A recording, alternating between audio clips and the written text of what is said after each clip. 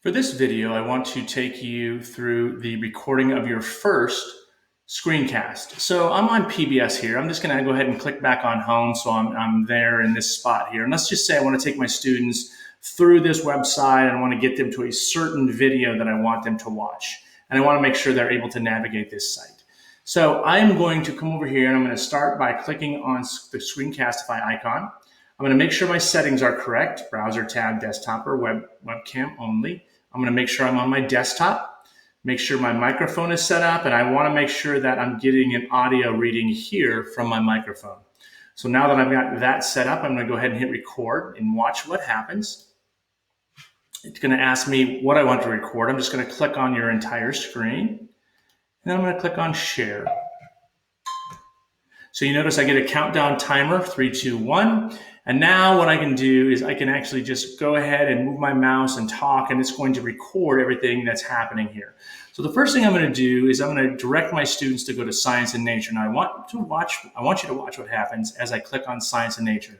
You see that little red circle shows up, so that just is calling you to that spot there. And I want to look at Glacier on my mind.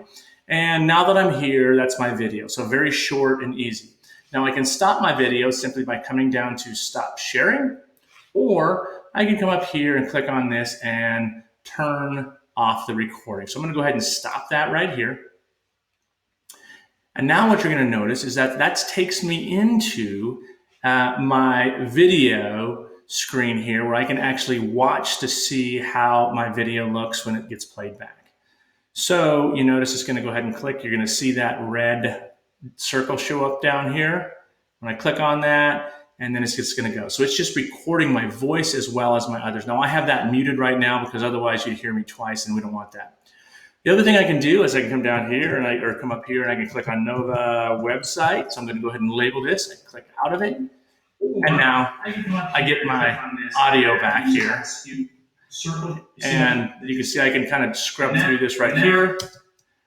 And I also have the ability to do some trimming. So let's say I don't like part of this video here. I can actually take and trim that if I need to. I can save that trim. So I can do a little bit of editing inside of here. Again, with the free version, you don't get a lot of editing options. And we can take a look at that later on. So click there.